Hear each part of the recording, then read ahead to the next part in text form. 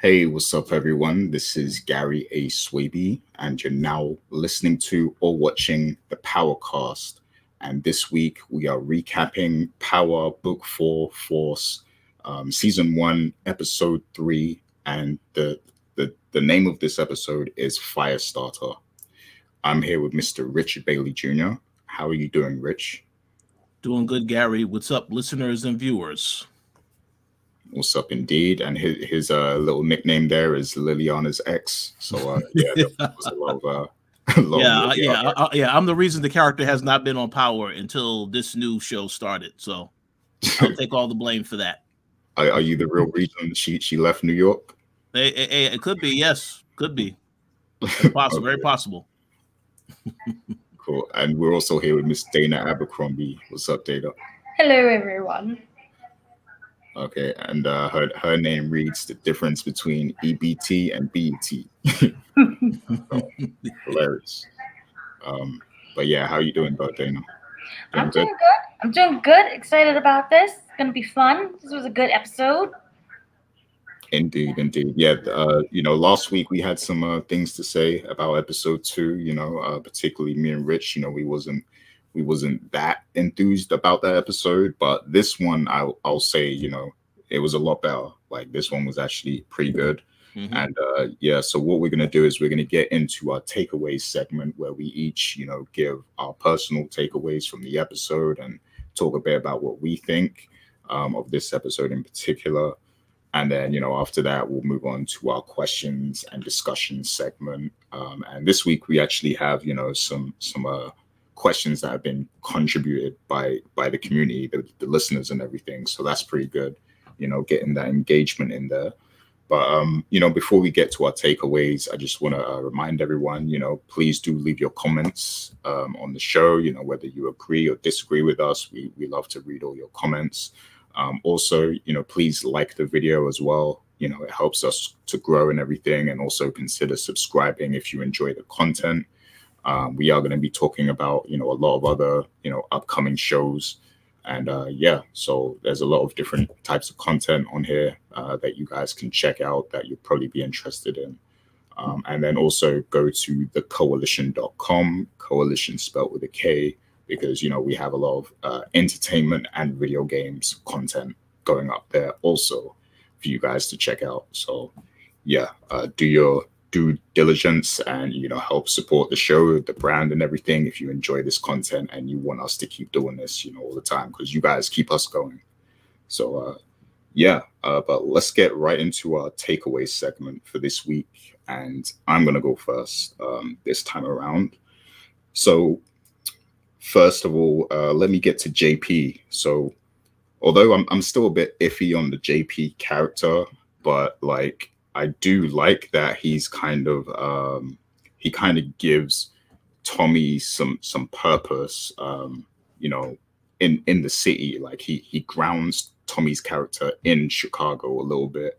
And here, in this episode, we see that JP he's kind of in the hole. Like he's got some sort of debt he needs to pay back, and he feels a bit weird about accepting money from Tommy because, although Tommy gave him a story about how, he owned a laundromat and a club and everything, like he doesn't really believe that, I don't think. But yeah, he feels a bit funny about accepting that wad of cash from Tommy. And, I like that because, it shows that Tommy is willing to give, all this work he's putting in the streets. He's not just doing it for himself. He actually, cares, a little bit about, his family roots and connections and everything, even though he has a broken relationship with his mother at the moment. But, at least there's something there to kind of ground him and give him a greater purpose in Chicago. So I kind of like that a little bit. And then on top of that, we know that JP has an issue with his family and his son. So I'm sure we're going to see that explored a bit more, especially because, Tommy is actually in close contact with the son. Like he's around him sometimes. So I can't wait for that story to be kind of explored a little bit more. But yeah, I think I'm starting to warm up on the JP character just a little bit more. And yeah, I'm keen to see how far they're gonna push with that one. I do think it's gonna result in Tommy's mother making an appearance at some point, but I guess we'll have to wait and see how soon that's gonna happen. And also, I liked the meetup. You know, the whole setup and the meetup. You know, the whole setup and the actual meetup between Flynn and Diamond. You know, and how they showed, like, because last week the main gripe was that it was kind of rushed. They wasn't like showing us enough of like the key moments. Like, you know, it seemed like they cut moments out that we should have actually been seeing. But in this episode, we actually see Tommy trying to build those connections between, you know, CBI and the Flynn family, so that he can then distribute this new drug with Lilianna. So I like that we got to see him build and set up that meeting, and then we got to see the meeting play out. And what I like about the meeting is that it kind of built onto Diamond and the CBI and the Flynn family's history in the city, because, you know, we've seen these characters for a couple episodes now, but they didn't really dive deeply into the history of these characters. You know, we know that Jay, what's Rich, what's the brother's name again? Jay? Jenard. Jenard, okay. Mm-hmm. We know that Jenard and Vic are sort of cool with each other. They're cordial because, you know, in that first episode, they were together during that deal. But, you know, we don't know the full extent of the history of those two families, the CBI and the Flynn family. And this meetup kind of showed us that, you know, there is a deep history there. You know, there's been some bloodshed. There's some bad blood between them.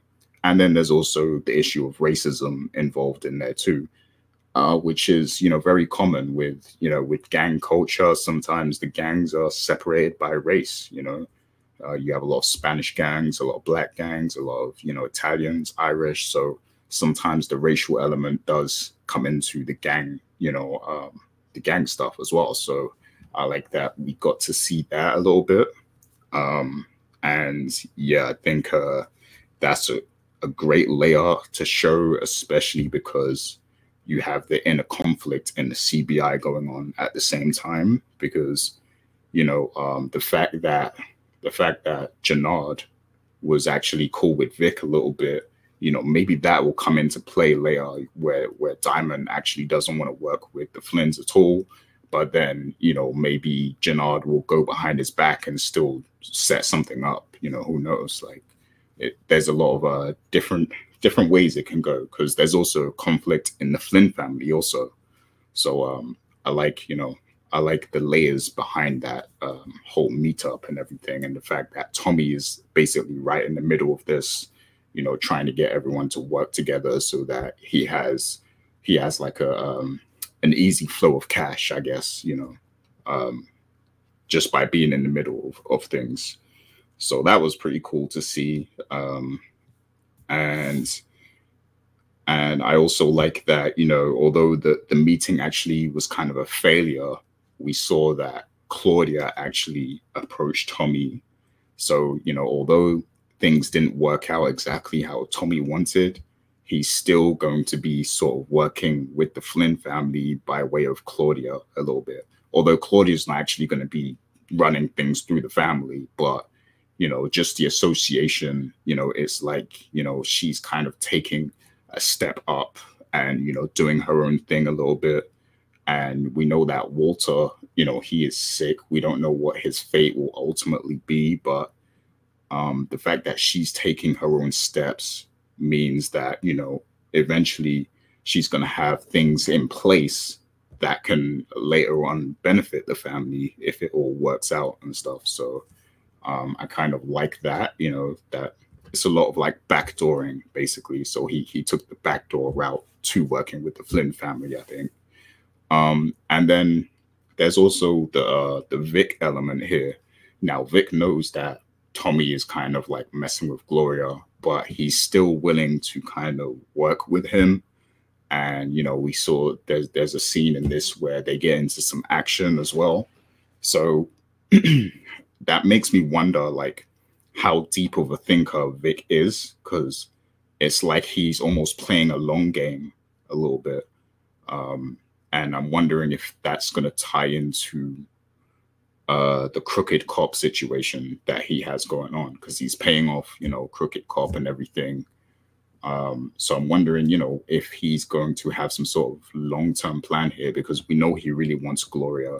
You know, he bought her dead mother a new tombstone thing and everything. Like he's really invested in one day being with her, and he knows that Tommy's messing with her, but he also wants to, you know, leverage Tommy, you know, for the family business. So I don't think that it's pure stupidity on his part or pure naivety. I think he has some sort of long-term plan in mind of what he wants to do.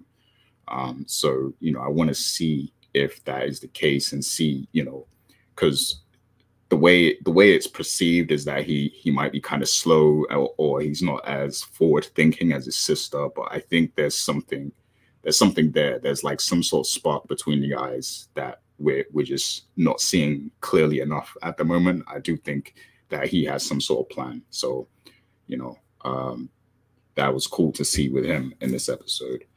And then also, you know, like I've mentioned before, there's the whole, you know, Diamond and Jenard. So, you know, they had the boxing fight and everything to establish who's going to take the lead. But that isn't the last we're going to see of that. And as we saw, you know, with what's the name of the other character, the one with the dreads? I'm not sure what his name is specifically, but just say that he's one of the right-hand men to Jenard. Right, yeah. So his right-hand man. Yeah, we saw, like, you know, he's is that Jeremiah, by the way, like the singer? Because I thought I saw that. You know, it could be. I don't follow the artist too well, so I don't know how this guy looks. But he was in the show at one point in the first episode. I just don't remember which character he played. Okay, because I saw 50 Cent posted something with that, and he said it's he tagged Jeremiah. So I'm like, wait, is that Jeremiah with dreads? I didn't know that.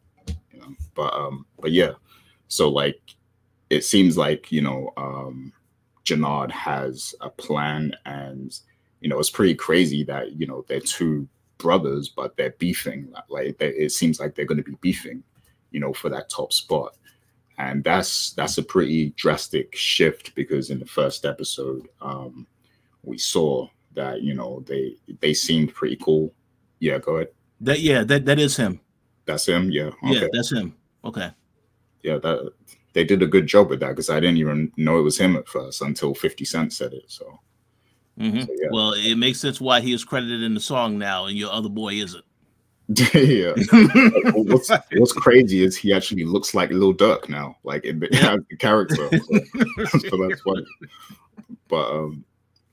But yeah, like I just find it interesting that, you know, because in the first episode, it seemed like Jenard and Diamond were very close, and it seemed like he wanted to look out for his brother now that he's home. You know, he got him the barbershop and all that stuff.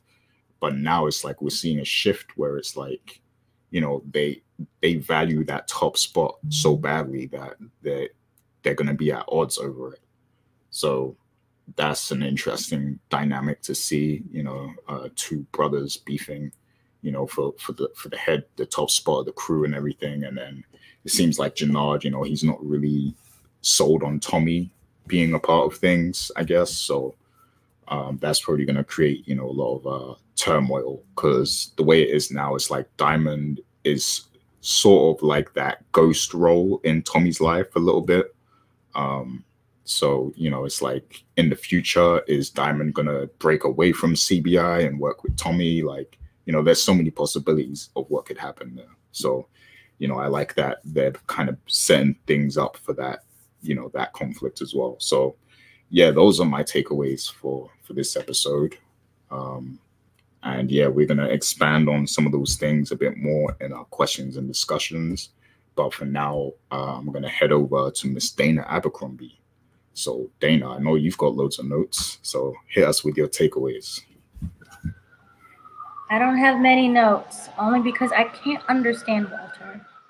And we have screeners. We see these, they're given to us on Wednesdays, and we don't have subtitles on our screener, so I struggle a lot. But one of the main things here that's really interesting is that it answers questions, but it also leaves a lot of questions that are out.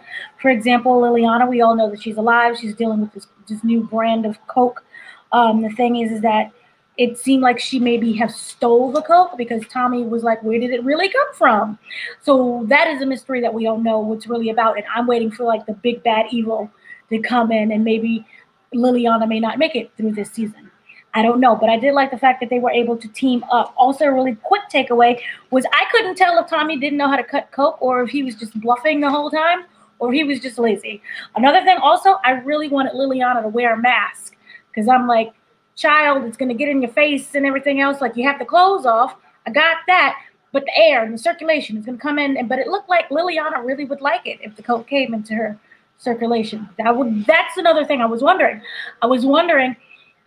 Is she able to just sample, or is she going to start getting high in her supply? Because she was like, aha, she got a little happy there. But she didn't go crazy with it.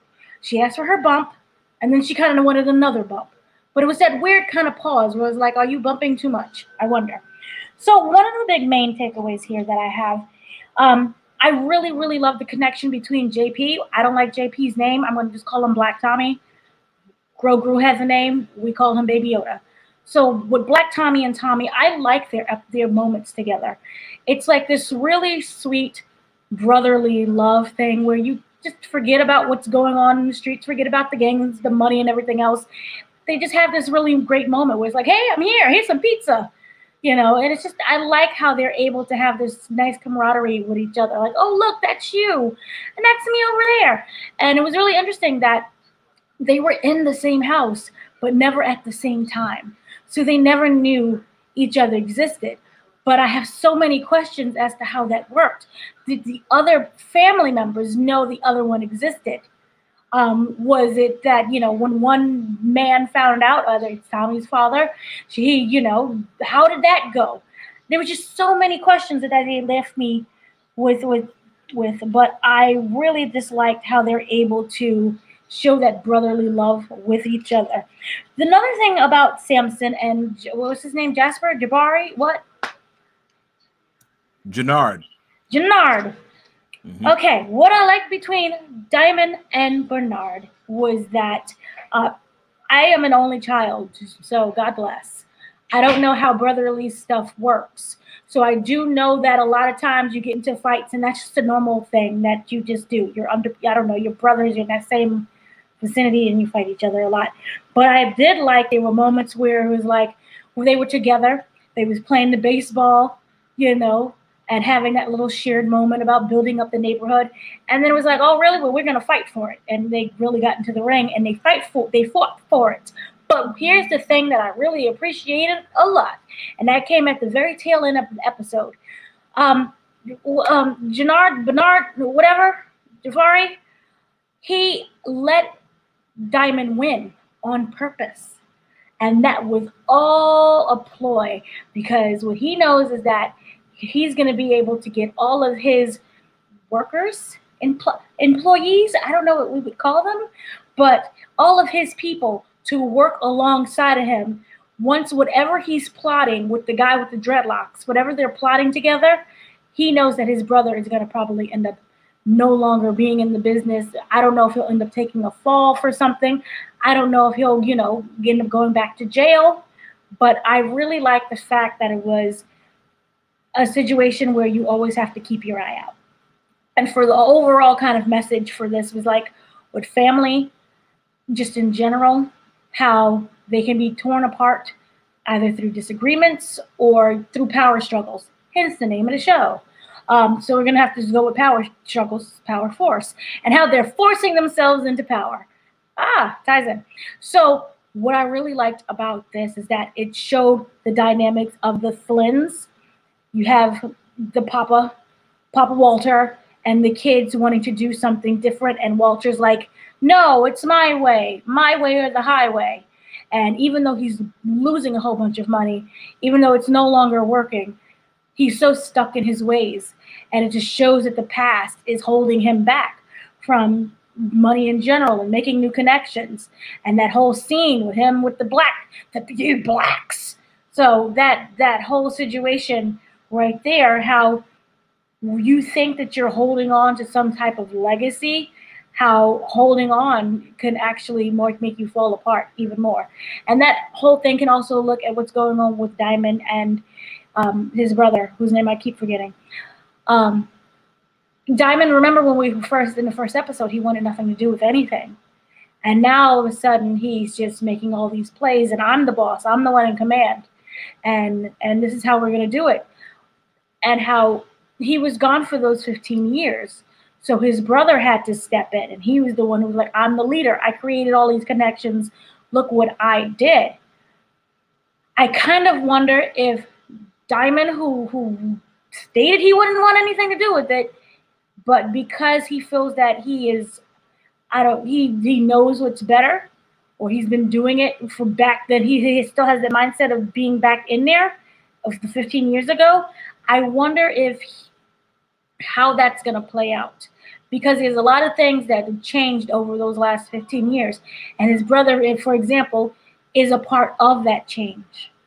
So you have a lot of things that you have people who are kind of stuck in their own mentality and stuck in their ways, not wanting to kind of go with the flow and change things. Now that also can that explains Walter, but in a way, Diamond was the one who really wanted to have the meeting as well.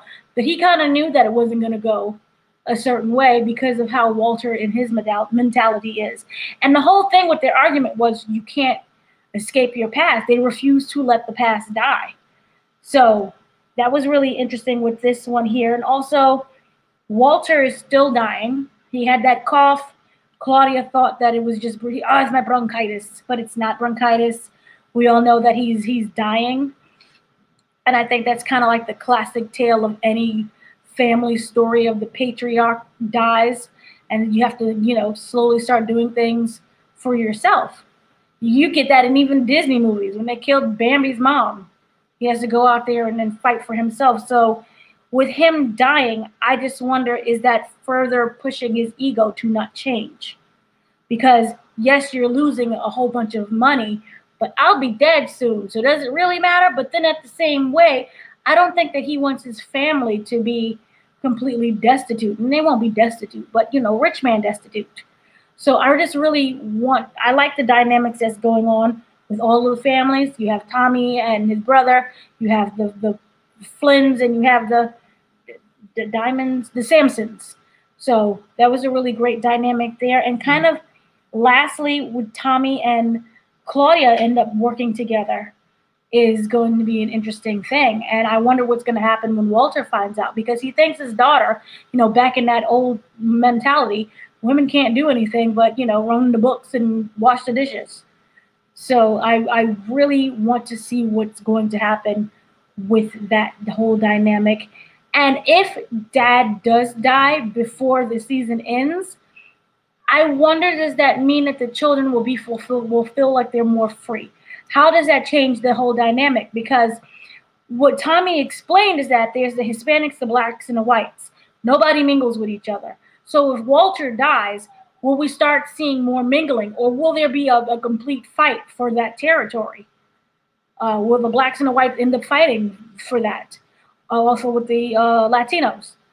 So that would be a really interesting dynamic there. And so far, to me, I just thought it was a really good episode. I really liked what they were doing. I liked the team ups that were going on. And I just think that Walter is just stuck too much in his ways, and he is also a racist.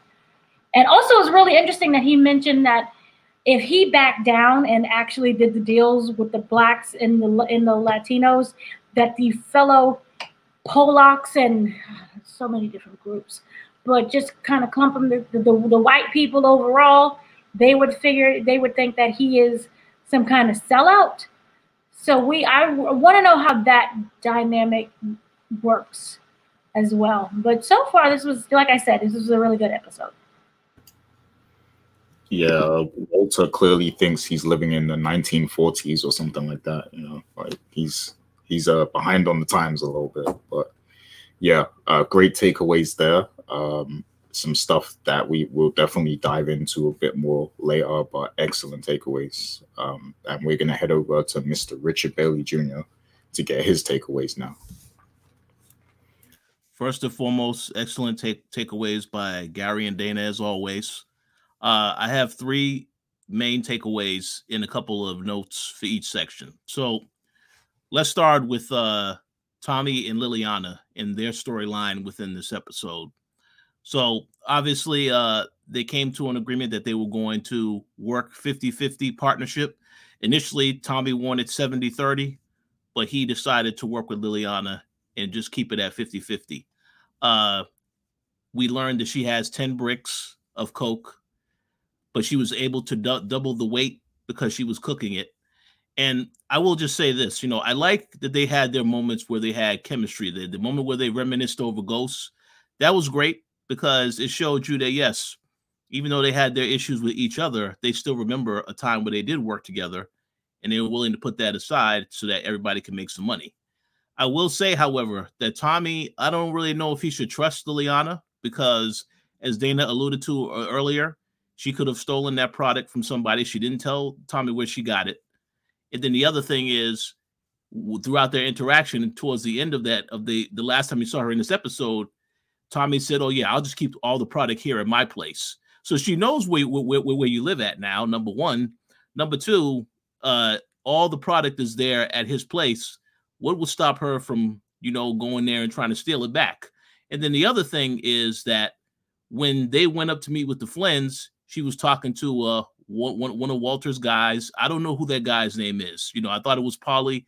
I have to go back and check the name. But that guy obviously was trying to you know, be a little flirtatious with her. And, you know, she kind of said, "Hey, maybe if you shave your beard, maybe we can go out."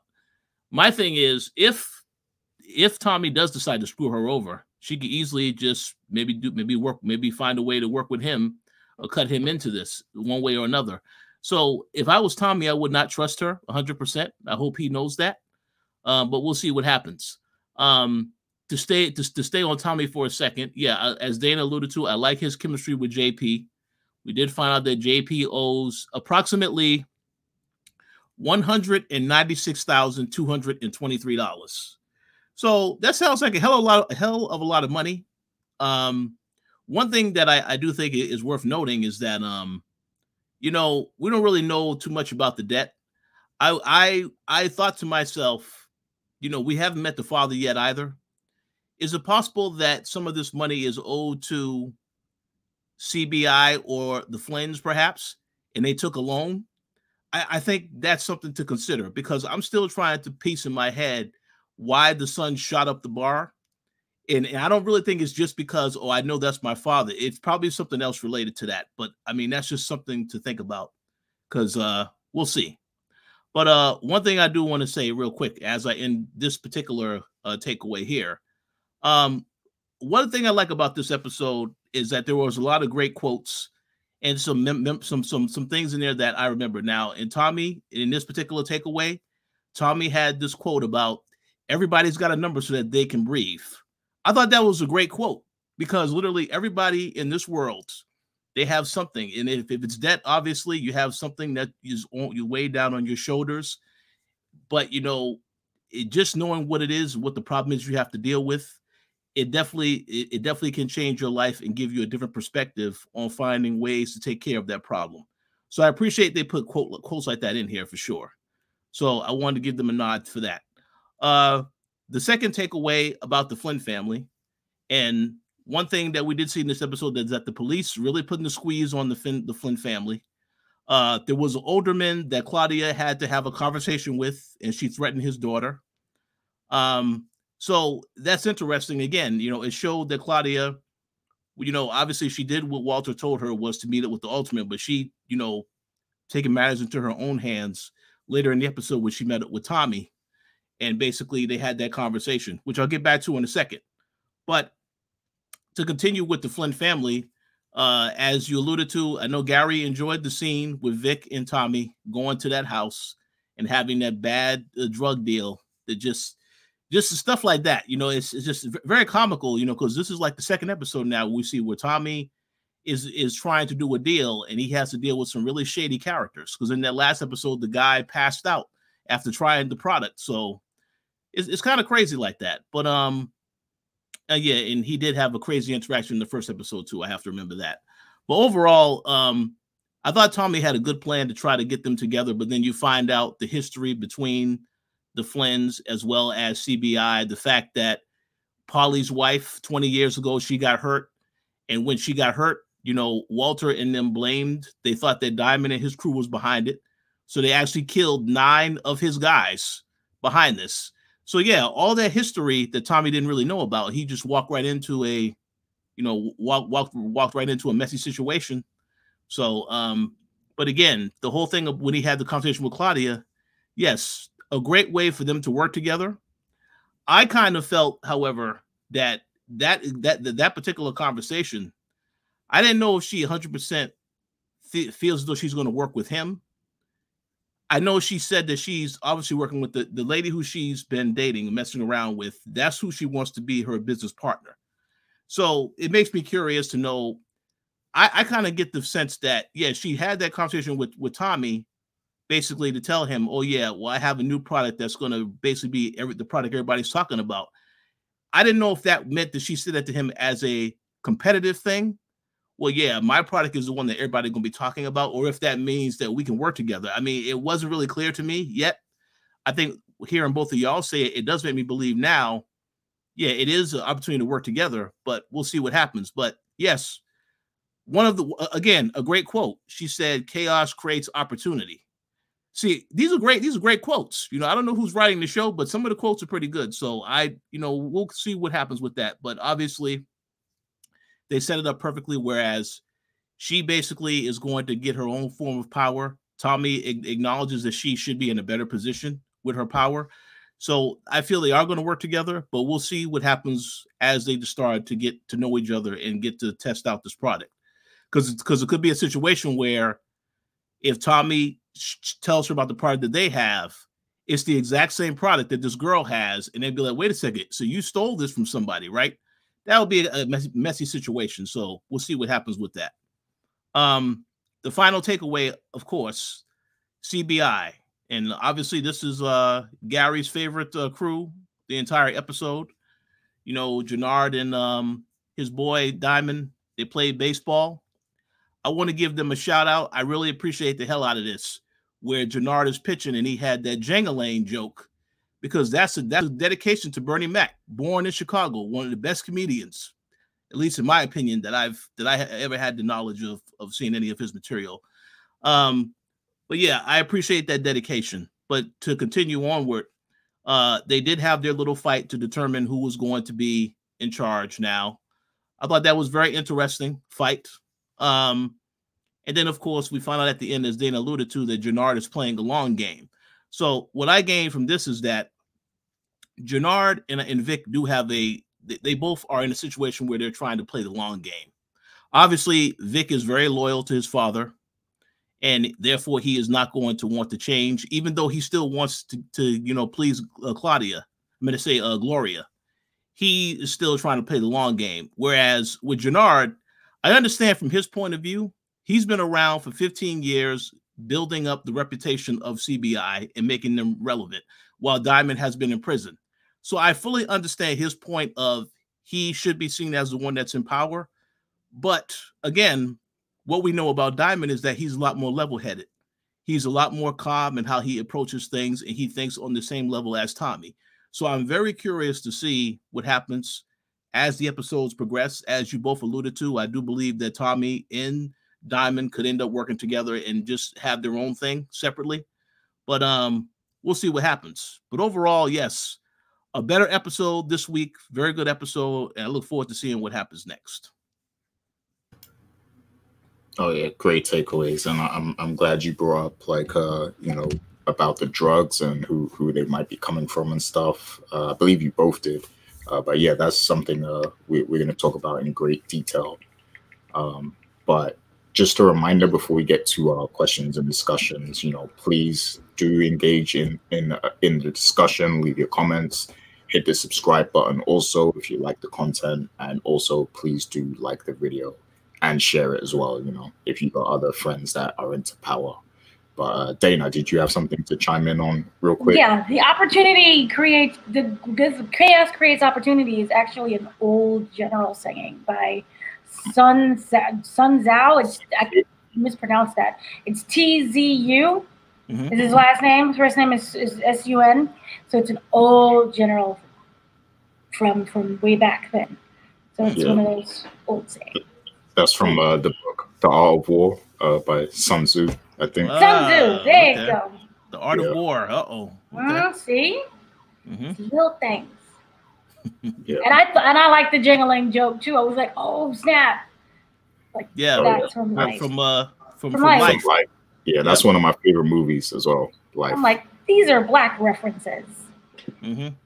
Chicago. Because Bernie Mac is from Chicago, so I appreciate that for sure. Yeah, that's one thing Power does really well as well. Because just like in Raising Kanan, they had like a lot of great, like 80s and 90s references and stuff. And then in this, there's a lot of like Chicago stuff. Even with the pizza and, how it's different from New York pizza and stuff like that. Yeah, I like how they do that stuff. But yeah, great takeaways there. We're going to dive right into our questions and discussions now. So we have a lot of interesting stuff that we can get to, but I'm going to start with some of the questions that our listeners raised. So the first one is from Zay Flowers.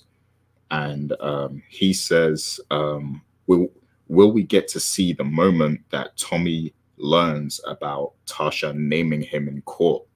So, we had a discussion before. This is why he's asking, because we spoke about this is set prior to Power Book 2 Ghost Season 1. So this is before he makes his return to New York to confront Tasha.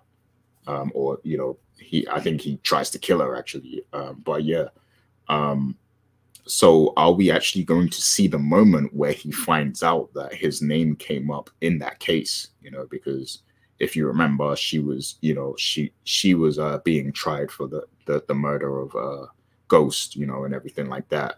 And they were trying to pin the whole criminal organization on her, but then she named Tommy as the one who ran everything, who ran the whole operation. So, he's asking, are we actually going to get to see the moment that he finds out? And I guess if we do see that, how do you think it might take place? Like, how does he find out? So this is an interesting question right here. So shouts to him for submitting that. But Richard, do you have any thoughts on that? Yeah, well, first off, that's a great question. I personally think that I think that they've given you a reason to think that can happen because of the whole situation with JP. And even though Tommy says that Kate is dead to him, it feels like there has to be some type of interaction between him and Kate. You'd be like, yeah, so you lied to me about my grandmother being alive and you lied to me about the fact that I have a brother. It kind of feels like that has to be some type of interaction. So yeah, I think it's possible that can happen. We'll have to wait and see, but I think it makes sense for it to happen because again, this show does take place immediately after Power Season 6. So in the timeline, it would make sense for that to happen, but we'll see.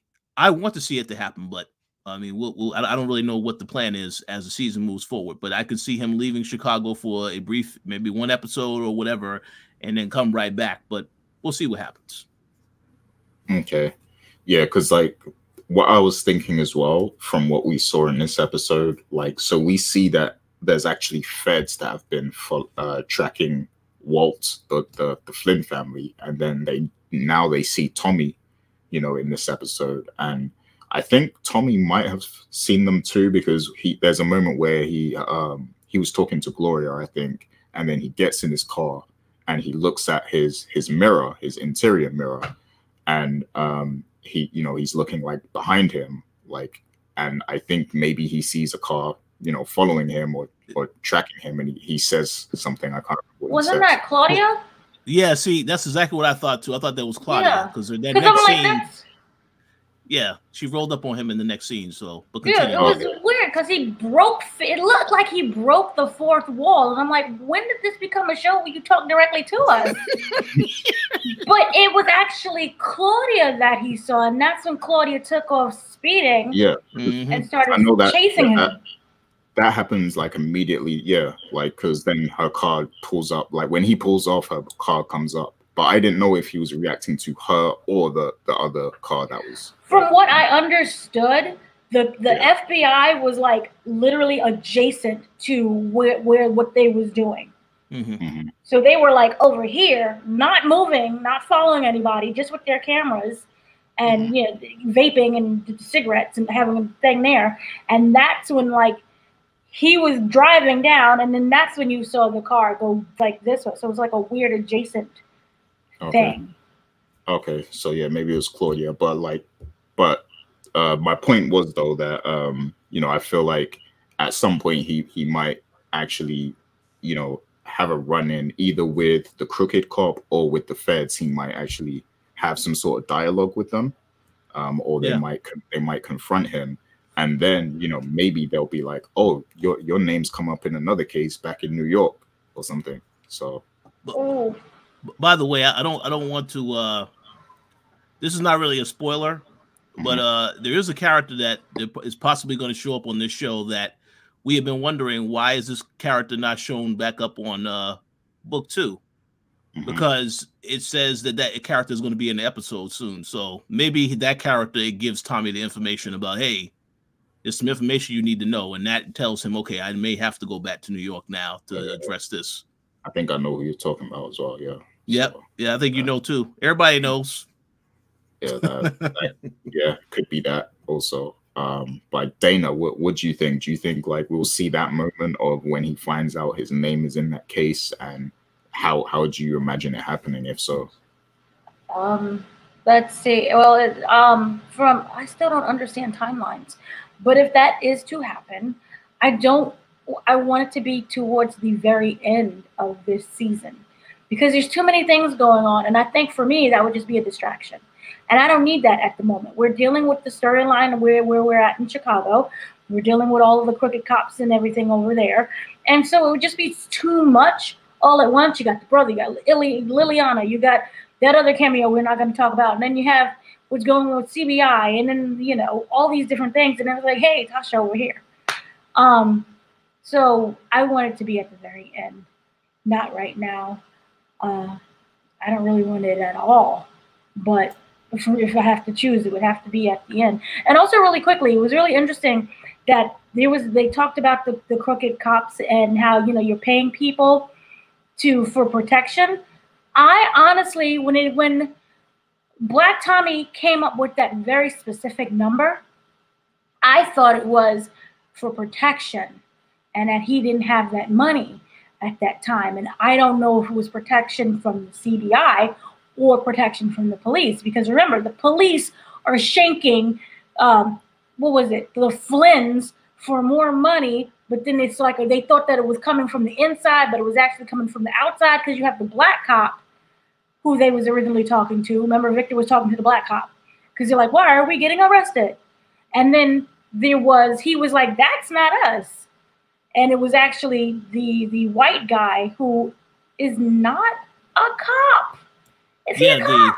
The older men. The older men. The older men. Yeah. Yeah. So so either way, from somewhere, that's why I think Black Tommy had a very specific number. Because that's specific. I was waiting for like him to drop some cents, like in 12 cents. Yeah. That that's a very good point you said, because even you could see he was very hesitant to tell Tommy that number. So it's probably more than just the debt to the club. This is probably something else involved, but I guess we'll have to wait and see if it goes deeper than that. That's true. But overall, I don't want to see Tasha and them right now. Tasha's in Montana somewhere. Yeah. or maybe not. I don't know how. Or Queens. She's in Queens. Or Queens. She's in Queens. She's in Queens right now. Ha! I just now got the reference. That was a good one. Good one. Because I'm like, wait, the show's in Queens? No, yeah, I understand why you're saying that though, Thano, about, you know, you don't want to see that repetition of that. But I think the only way I won't mind it is if they show it differently. So like, don't show us what we already saw, you know, with. But when they did that the last time, remember how tedious it was and how much everyone complained? It was 5 episodes of the same point of view. Yeah. Different point of views. Yeah, so they don't have to show us that stuff. They can maybe just have a montage, like, or something, but show us what else he does when he's in New York. Like, show us. Exactly. And when they do that episode, if they do that episode, I want the same person that wrote that Tommy episode to write this episode. But just ignore this stuff with Tasha. We don't need to see. Yeah, you can see he's angry about it, but he doesn't get a chance to confront her or Tariq. I think that'd be great if they did it that way. But we'll see. Yeah, I really hope they do that, because we don't want to waste time seeing stuff we already saw. So so show us a different perspective, like what else he did that's not connected to, you know, Tasha and Tariq, because we're already past that in book 2 anyway. So, you know, we don't want to see that again. But yeah, so great question there. And then, you know, we have another question from Jeremiah, not the one that's, you know, in the show, but so the question is basically, do you think Walter could be cured? You know, because they actually reference Empire as well. They said, you know, like there's in that show, somebody was sick and then recovered. So like, could they be baiting us with this Walter thing and actually he gets cured? You know? And wait a second, Gary. I believe another part to that is that I believe Jeremiah pointed out that there actually is somebody who worked on Empire that's working on this show now. Yeah. So yeah, that's a possibility. Yeah, I don't want it. I don't want it. Lord, no. But here's the thing. What would be the point? I mean, he's stuck in his ways. The children are trying to find their own side business. What is he going to do? Be angry that he finds out what they're doing and then make them stop? The kids have an argument. Maybe one will break away and the other one will stay. And then that's it. I think it would be so much better if he died.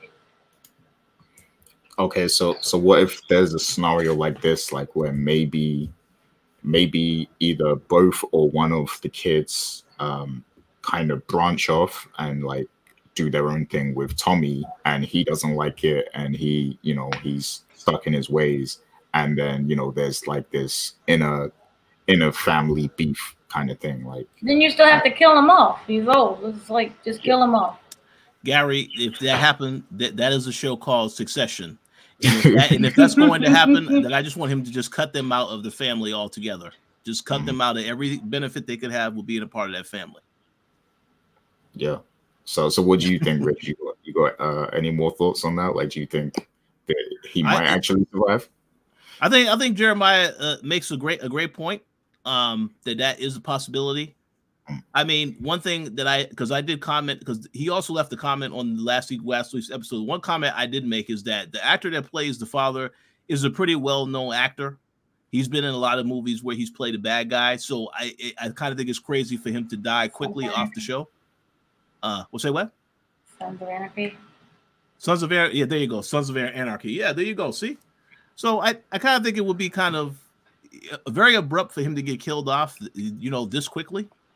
But again, we'll see what the plan is. But I do think it's possible that he can have he can be cured or whatever it is, whatever's happening. But I kind of think that would be a little unrealistic. But again, we have to. The show is supposed to be a break from reality, so some stuff can happen for sure if they feel it necessary for the storyline. I think the more interesting storyline is the fact that his daughter and his son both have other stuff going on the side. So sooner or later, he gonna find out about that. He ain't gonna be happy, and I don't know how he's gonna react to that when he finds out. Yeah.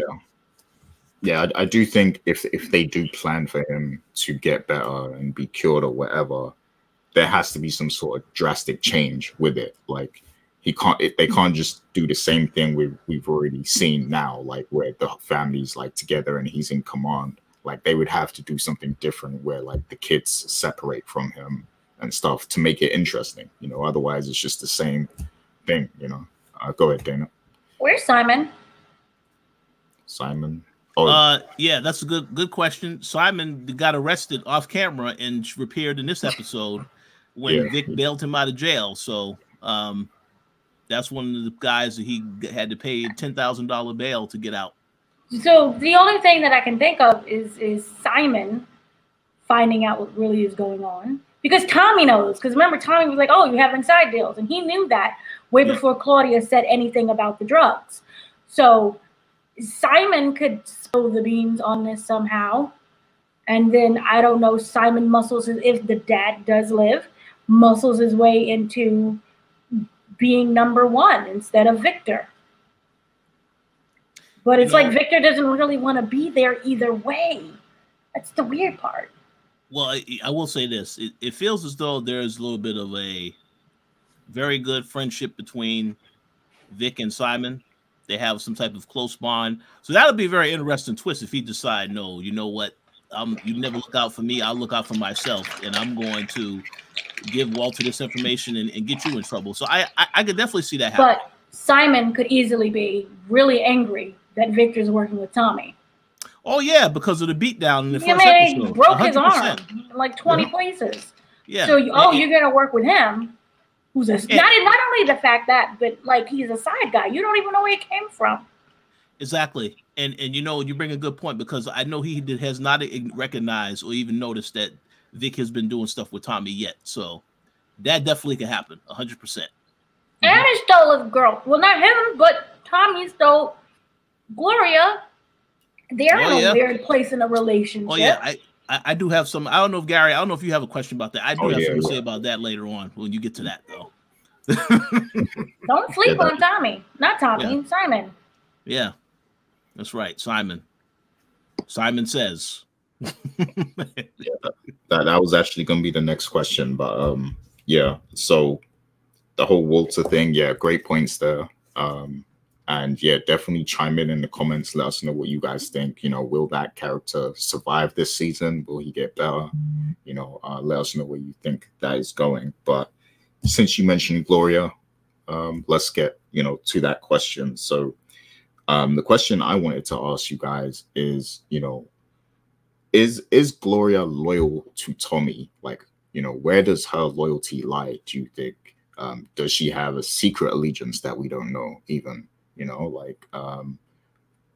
It seems like, with Vic, she's kind of like, because she respects what he's doing to take care of her and with the mother's tombstone and everything like that. But it seems like she's not 100% into that situation at all. She's not married to that situation.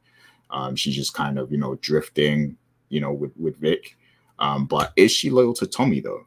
So that is the question. And Rich, what would you think about Gloria? Actually, I want Dana to answer this question first, and then I'll go after her because I want to hear what she has to say about this. She has no reason to be loyal to Tommy. Some random dude comes in. She wants some, the ding dong.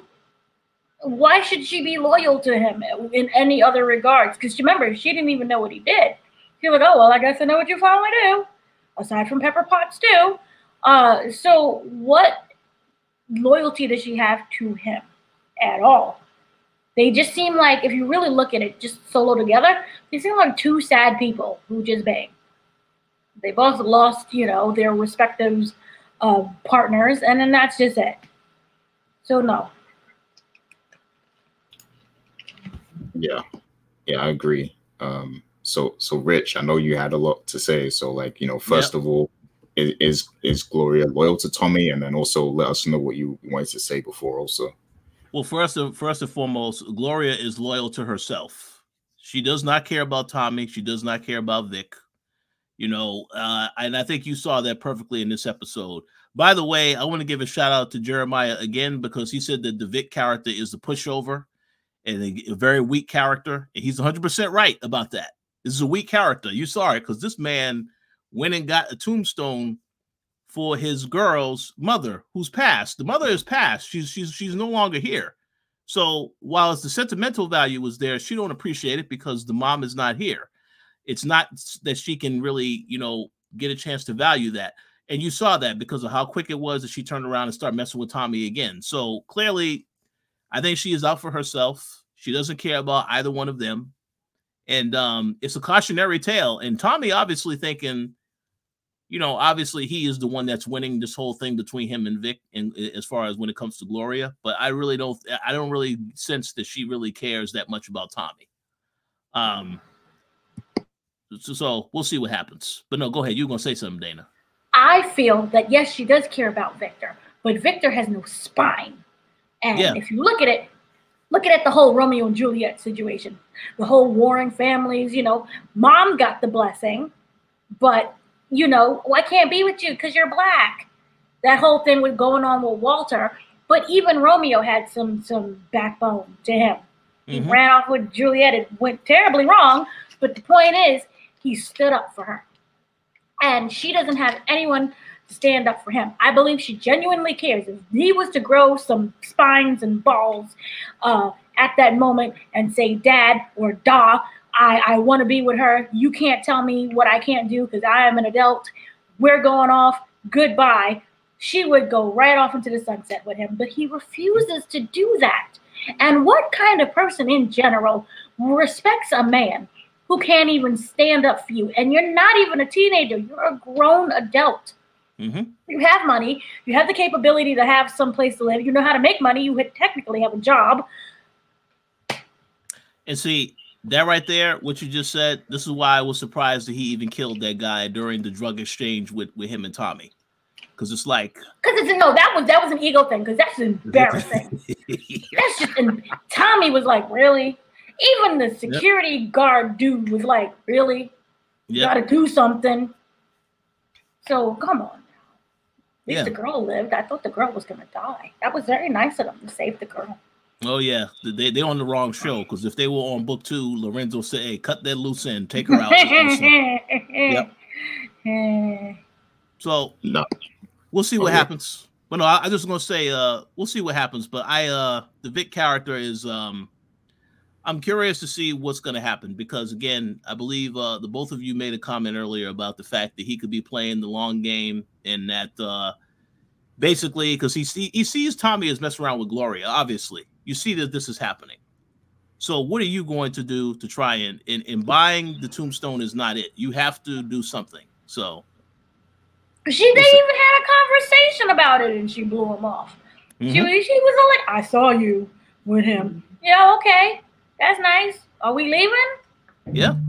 You tell your father yet? And Tommy knows. He don't give a damn. So that's why I say, The FBI knows. They got that on camera. They sitting up there in the window for all to see. The train passing by. Yep. That reminded me of Girl on the Train. That was Gary's favorite scene of this episode. That was he was like Gary. You know what Gary told me after he saw that scene? That was some excellent cinematography. Yeah. Oh yeah, that was fantastic. Fantastic. Yeah, but yeah, I like your perspective on that, Dana. Like I think that is true. Like because it's like, okay, you say you want this girl, but okay, what are you gonna do about it? Like if you want her, like why don't you just take her? Like do something, like show her that you want her. Like make the moves now. Like don't wait for 6 months down the line. He stood up more for Victor than he did for Gloria. Both black. Yeah. He stood up for who? Oh, did I say Victor? I'm so sorry. I meant Diamond. So many names. Yeah, you're right. Still a new show. He stood up more for Diamond and got in his father's face. And still wouldn't do that for Gloria. Oh. Interesting.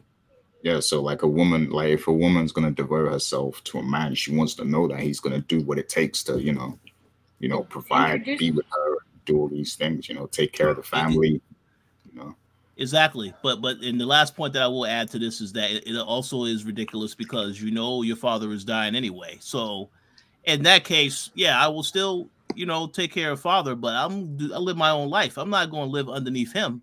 So that's why I was like, yeah, there should be no excuse not to continue moving forward with her. There's no excuse not to. But Claudia it is what takes it more is. initiative than him. Mm-hmm. I just don't like him. I just don't. Yeah, and by the way, I like how she took control of that scene with that sleazy guy that she had to meet, that Walter sent her to meet. Like, she took control of that whole situation, so that was cool. Yep. Yeah, because it seemed like Walter was okay if the guy wanted to do something with her, basically, but like she flipped it. That's what I was. Wait, make sure you wear something spicy. Yeah. I'm like, really? Maybe just confront him, but she was like, "No, I'm not gonna do that." That is very consistent with how their character was last week. You know what he said? Just run the books. That's run the books. That's all you do. Run them books. Yeah, so it's very consistent. He's a horrible character every week, so makes sense. Terrible dad, dude, man. Child asleep with everyone for your deals. Mm-hmm. Terrible. Wait, question. Does he not know she's gay?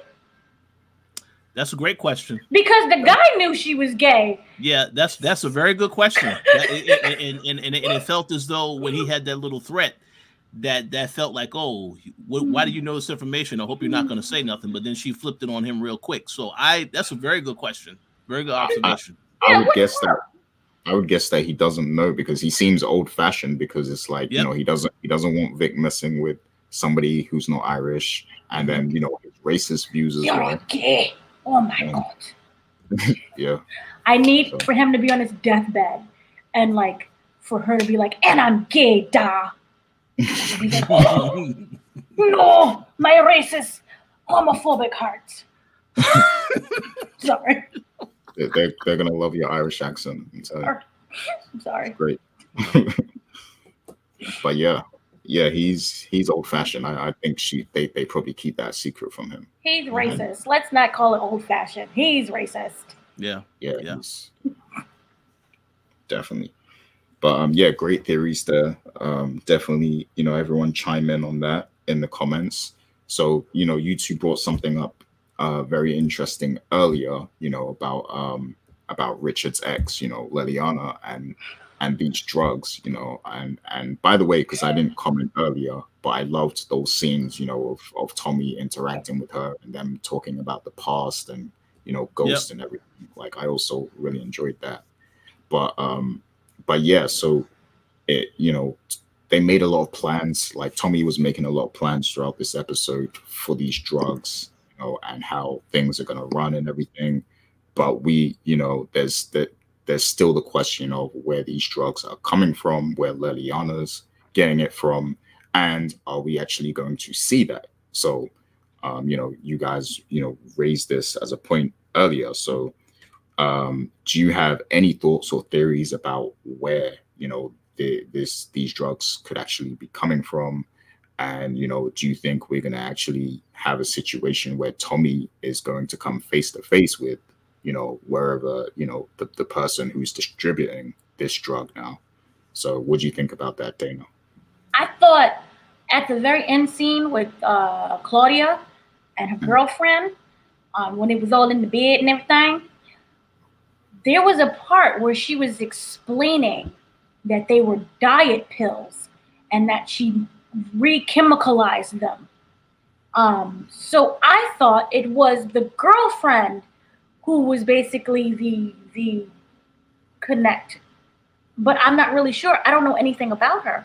I think we only seen like maybe 2 scenes. One was in a club and in the first episode.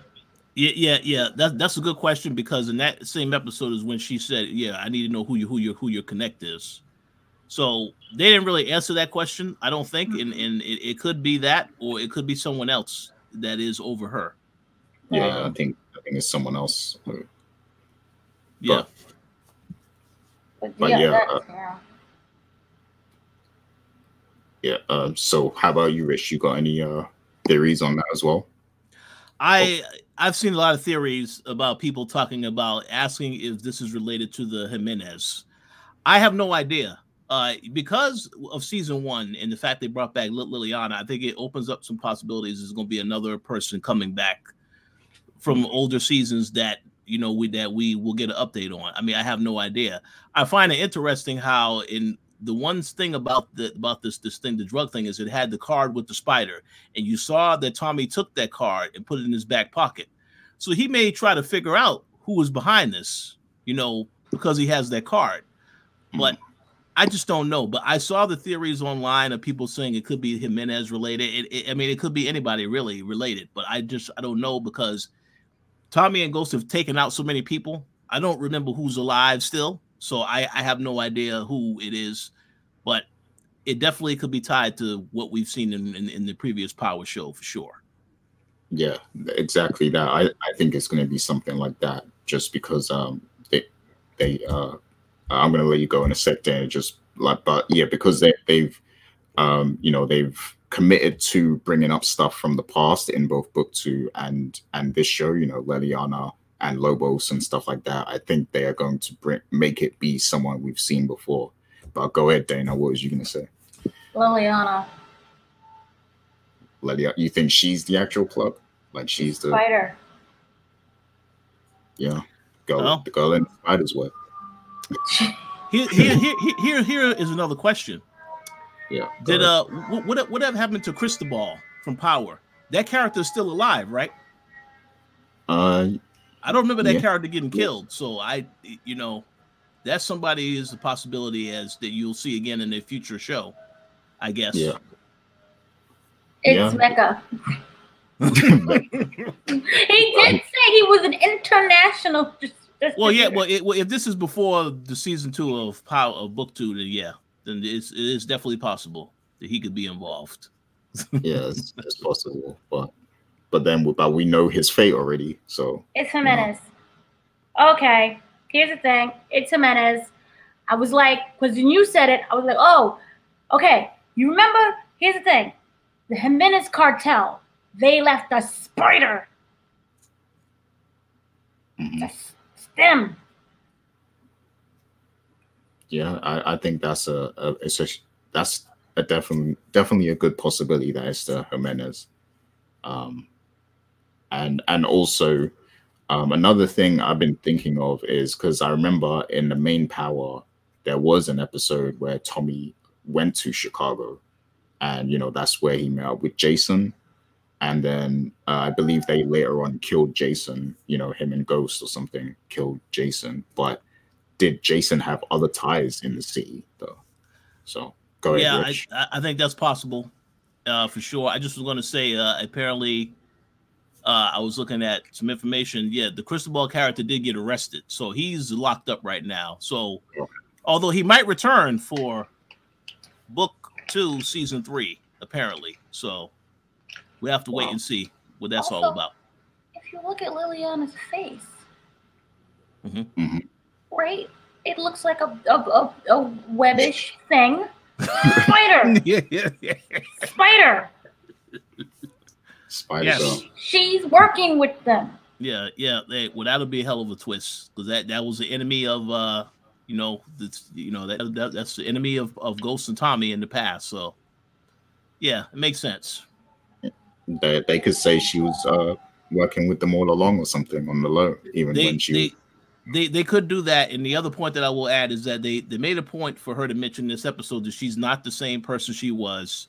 She evolved herself and all that time. So it makes you wonder, how does she evolve herself? Is she work with somebody else, so on and so forth? So I think a lot of that is possible. But remember, she cuts drugs. That's all she does. She says, okay, Tommy, after this, I have to go and meet, I don't know, another person and do their supply. So she's cutting, and that's how you make your connections. And what is connections? What's in a connection? All the different webs. There you go. And then trapped in her web. Spider. Yeah, Dana's got it figured out right there. So, yeah, you were muted, so we didn't. Sugar. I said it was sugar. So, it makes me think. Yeah, so I'm looking forward to seeing more theories, because I know our commenters are gonna have, you know, some more theories on who that could be also. So definitely chime in on that in the comments.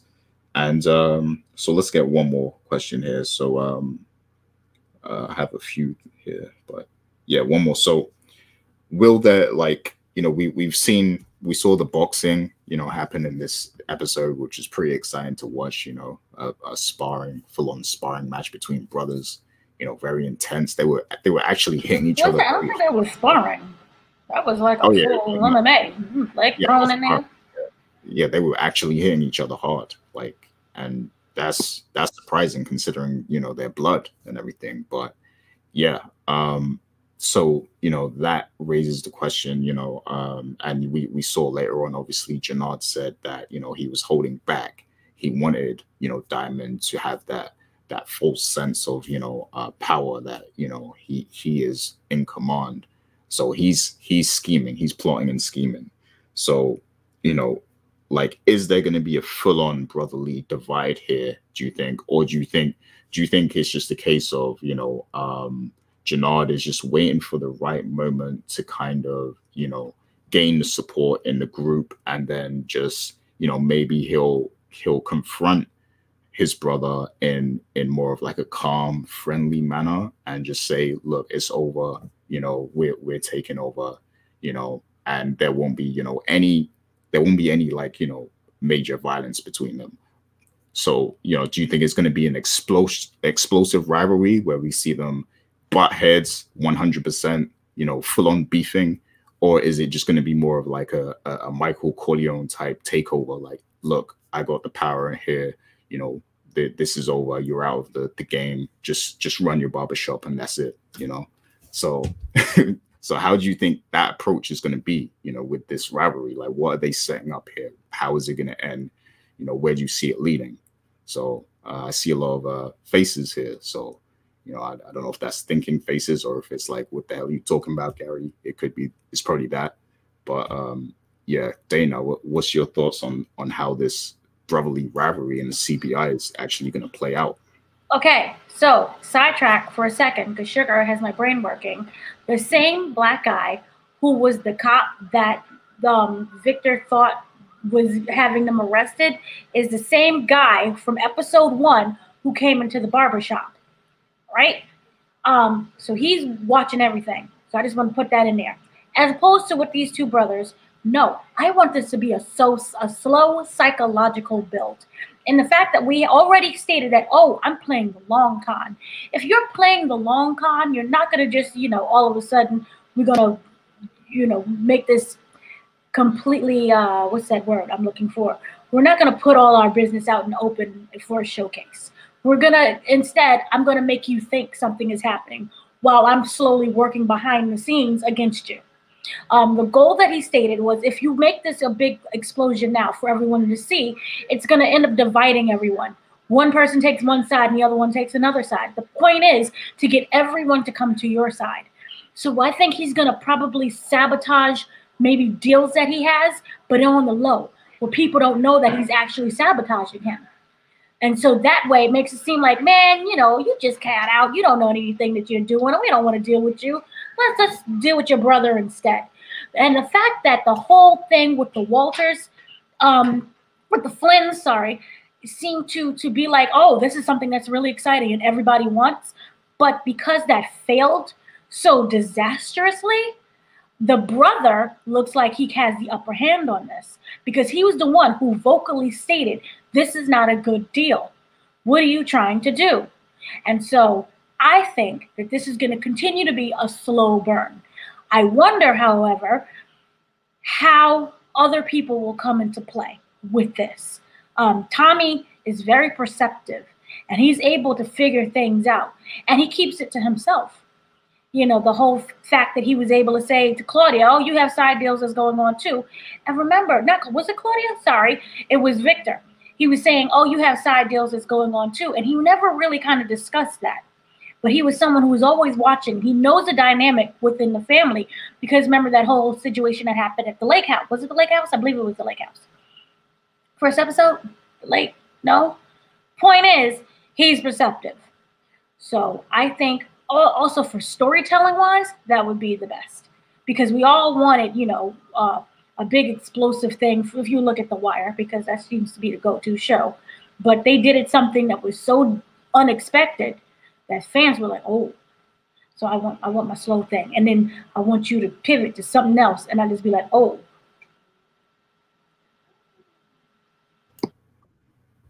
Yeah. I could see a lot of possibility there. But Rich, just let's get your thoughts real quick on that. Like, how do you think this whole brotherly rivalry is going to play out? I think you saw a lot of seeds planted from the first episode. The fact that you saw Jenard was working with Vic to try and do that deal, and the fact that, they have already told you that now Jenard doesn't like Tommy, and to an extent, Vic doesn't like Tommy, unless they have a way of working together business-wise. So I think they have set up this excellent dynamic now where Jenard has issues with his brother taking over and working with Tommy. And as I said earlier, I understand his point of view because he's been spending all of these years, 15 years, building up, making CBI relevant. The one thing that Dana said that really stood out to me is that you made the comment that, yes, he has benefited the most from all of these years that have passed. Has it not crossed the mind that perhaps he could have played a role in getting Diamond locked up in the first place? Yeah, because I thought about that. Yep. I thought about that. Obviously, these did a very good job of hiding that so far, if it is true. But the problem is that now that he let Diamond get in control, he will, like Dana said, he's going to find ways to sabotage everything he does, takes out the deals. And I also would not rule out the fact that if he can't take him out by just the deals, he could take away the barbershop. He can get the police involved, and he can have them set him up so that he goes right back to prison. So yes, it's a long game, but I think he has multiple things he can do to try to take him out. But I definitely think they've been planting these seeds from episode 1 that this character has ways that he can take him out. So we'll see. Go ahead, Dana. One more thing. Remember episode 1 when Diamond was getting out of prison and we saw all those people in there whispering, yeah, we're going to get him on the outside slowly when he doesn't expect it. That's going to also, I feel, is going to come into play. And we don't know who their bosses are or where they're getting their orders from. Oh, yeah. We know with the Rojas situation, that was a quick retaliation. But they obviously, I think they want you to think as a viewer that was the only threat. But really, I think it's the Jenard and whatever those other people were talking about in the jail too. Is multiple enemies that he has to worry about. Yeah. Oh yeah, for sure. But yeah, what Rich said, yeah, I wouldn't be surprised if Jenard had, a hand in setting Diamond up to go away, and he could very well try to do it again. I mean, we got the crooked cop that's lingering around, that Dana mentioned, he's been around, so that could be leveraged, somehow by anybody, either by Vic or Jenard, so yeah, I feel like Jenard might be, he'll take more of a smart long-term approach. That seems to be the way he's going. But go ahead, Dana, you had something. No, you said what I was going to say. Okay. But yeah, any more thoughts to add to that, real quick before we move on? No, I'm looking forward to that because, the family dynamic makes it a lot more interesting. But yeah, the Jenard character definitely has a lot of options to make things difficult for his brother. So I want to see what kind of cards he's going to play now to sabotage what he has going on with Tommy. Yeah. So who's tending the barbershop? Well, that's a great question. I mean, we went from my goal and my dreams is just to cut hair. Oh, he's gonna lose that now. He gonna lose that. He gonna lose that. What was the switch so quickly? Yeah. Well, hey, you know what that shows? I guess I mean, when you cut hair as a barber, you ain't making as much money than if you're doing illegal activity. So I guess that's what that says. I mean, he had the brother set up the whole thing, like the whole thing. It's legal. Yep. Like I'm gonna be like, if I'm the brother, I'm pretty disgusted that you're not cutting hair, and I wasted my time with this. What's going on? Yeah. And that plays into the whole long game thing even more, because like maybe that's why he even gave him the barber show, because he wants to keep him out the way, so yep, exactly, so he can run the crew. But you were going to say something, Rich? Yeah, no, and I just want to say it totally contradicts with the stuff that Diamond said in the first episode. I'm a different man now. I'm a totally different man. I don't want to do this stuff again. So I understand why Jenard would be angry now. But I want to see what his plan is now. Like you said, Gary, the barbershop is just a way for him to make sure he gets out the way. But what was your backup plan in case he does want to get involved again? Now we're going to see what that backup plan is. So that's interesting. Yeah. And if they're brothers, it doesn't make sense to go full on violence and have beef with each other like that. Like you wouldn't want to be in a beef with your brother like that to the death, I mean, it can happen because this is power, and we've seen, sons kill fathers, fathers kill sons. So it could happen, but I just think it wouldn't be the first course of action. I think there would have to be a greater build up towards them wanting to kill each other, and this is not it right now. Jenard just wants to be, the boss at this point. So I think he's going to go about it in a more tactical kind of way, like a more underhanded way. So, but yeah, great thoughts all around. And I'm actually going to open things up now and ask you guys if there's anything else about this episode that you wanted to touch on or bring up, before we wrap things up. So, Rich, did you have anything at all? Or do you want me to come back to you? Oh no, I just was going to say I thought it was a very good episode. There's a lot of very interesting plots going on here with the alliances and families and drama. So I'm looking forward to seeing where things go from here. And if I can give Tommy some advice, I would say you better watch your back. Do not trust Gloria. Do not trust Vic. Don't trust anybody. Yeah, you can trust JP, I guess, but don't trust anybody else. Be very careful. Don't trust your ex either, Lilianna. Oh, absolutely. Don't trust her. Yes, she's bad for business. Yep.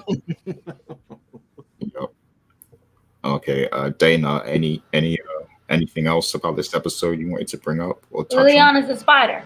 The Rojas people, they're all half dead anyway. Not that bright. Tommy took them out. That leaves Lilianna. She's a spider. Boom. And also, I was wondering, because Power does this, and it's always the sympathetic characters who are like the innocent people who's not involved in the whole game situation. So I'm wondering, between Gloria and Black Tommy, who's gonna die? Well, here's the question: Would we really care if Gloria dies? That's the question that you have to ask after this episode. I don't know. I mean, that's Gary's lady. That's his replacement, Angela. Yep. Nah, she's not. I'm not on Gloria like that. Like, yeah. But I think, like you said, I don't think if that character dies, I don't think very many people will be sympathetic. Like, I don't think that's the character they should try to recreate, like a what's her name, Holly situation either. So yeah, like I don't think if Gloria dies, it's no big deal. But if JP dies, I think Tommy's gonna feel that, a bit more. So if they build up that character and that connection between them even more, then that will be a big deal. See, the one thing I will say is that I think they need to give the viewers enough time to get to know a character. Then you will really feel the emotional reaction to the person getting killed. But then again, I don't know, because a lot of people saw the book 2 finale and they saw Zeke get killed, oh, well, that's good. He should have died anyway. That was laughable how he died. Let's just be really serious. He didn't even know he was dead. He was still running up the stairs. Yeah. It was like a chicken got their head cut off and they're still just running. He was trying to get... Like, to catch a flight that was not going to take off because Mecca was already dead as well. He wanted to be with his family. That was the funniest he is now. He is. He is with Mecca. Now they can get to know each other really well now. Maybe.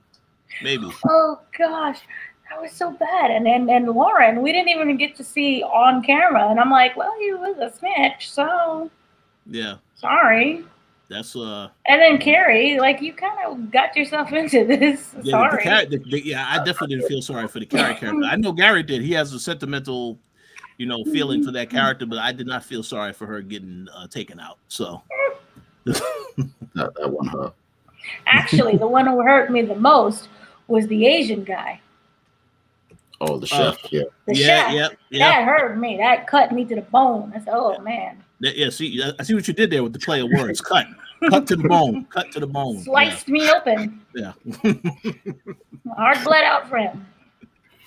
Yeah, that's crazy. Yeah, I think like the way these shows have been going, like even with Raising Kanan, it's like if you look at Raising Kanan and Power Book 1, Book 2, Season 1.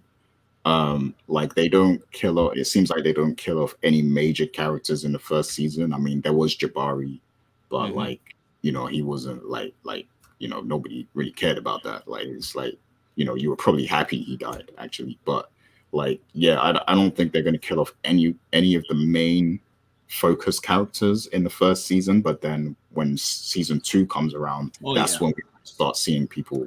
Obviously, this is not a Raising Kanan. We're not talking about Raising Kanan on this show, but I fully expect that one of those brothers probably will get killed next season, because and listen, I know Gary, your favorite character. I would not rule out Marvin, because I could see it being something where he finally has some type of reconciliation with Jukebox and then gets taken out right after that because she lost her girlfriend last season. So that'd be very devastating to the character to now lose a parent. So we'll see, because her mom and dad are going to be in season 2. So that would be harsh if they killed Marvin, but yeah, I'm definitely expecting there to be a major death in Raising Kanan season 2 or something. Yeah. And yeah, I think it's going to be the same with Tommy, and I think it makes sense because in that first season you really want to build up these main characters and set them up, and then when season 2 and 3 rolls around, then you can start to take people out and we'll actually care about it more. So, so I think that's probably a good way to do it. But go ahead, Dana. One last thing I wanted to say was Tommy. I believe it was Tommy or one of them when they were fighting in the ring. They said, heavy is the head that wears the crown. We all know where that comes from. But the point is, Sam Diamond is the one that's now in charge.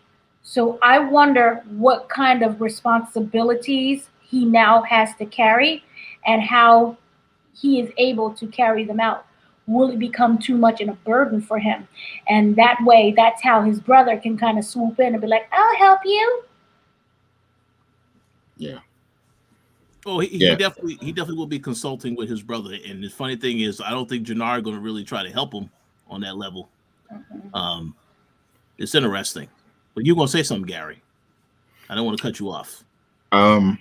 Yeah, like I'm sensing to me, Diamond has sort of like, I don't know if it's like depressed vibes, but like he's got like this vibe, like he sees like a greater meaning in life or something. So I think he's gonna hit a wall at some point where he's like, why am I even doing this? Like I think he might end up being a bit like the Cutty character from The Wire, where it's like, he's trying to get back into the life after getting out of prison.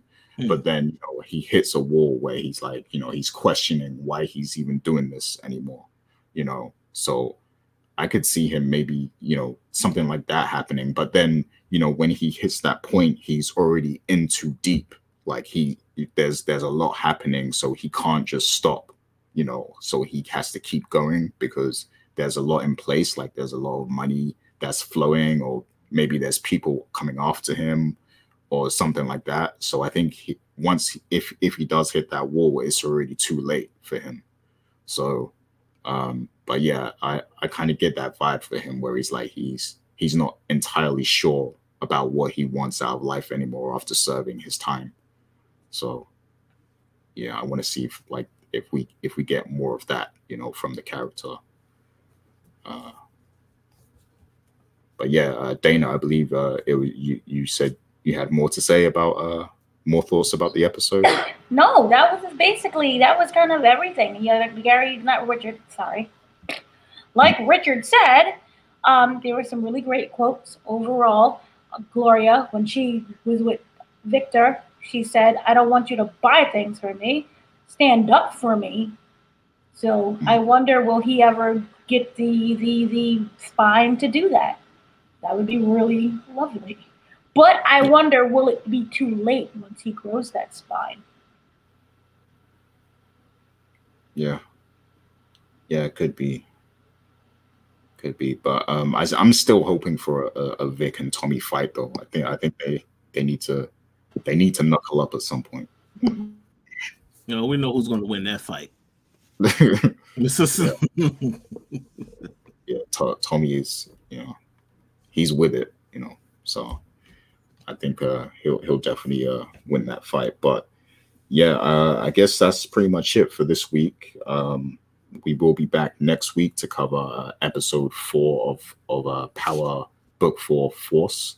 But this has been a great episode. Big shouts to Starz and, you know, the writing team. You know, it's really picking up now, and I'm actually excited to see what comes next week and in the future episodes. So yeah, very good job there. We're gonna get to our shout outs now. So Dana, do you have any shout outs? Same as always. Thank you for listening and watching us and hear us ramble. It's really fun. The show's it's actually growing on me. I think this is when I finally established I like the show now. You know, it took a couple episodes. Things were a little like, I don't know what's going on, but it finally flooding. Storylines are picking up. We're getting characters introduced. Lilianna's a spider. So this has been just a really great show once again for Starz. Yeah, I agree. I think it was growing pains at first, you know, like especially last week, you know, because I didn't really like that episode at all. But yeah, this one was. But yeah, how about you, Rich? Any shout outs? Oh yeah, I just want to thank everybody for their continued support, checking out the shows. Definitely leave your likes, your comments, consider subscribing. But yeah, definitely leave the comments because I'm very curious to hear what people are thinking of the show. Are they enjoying it so far? Yeah, feel free to let us know in the comment section, as well as your theories on what you think is going to happen next. Indeed. And yeah, I just want to also give a big shout to the regular, you know, supporters and commenters, you know, Esther Negron as well. And you know, shouts to Zay Flowers and Jeremiah for leaving, you know, for sending the questions and leaving the comments also.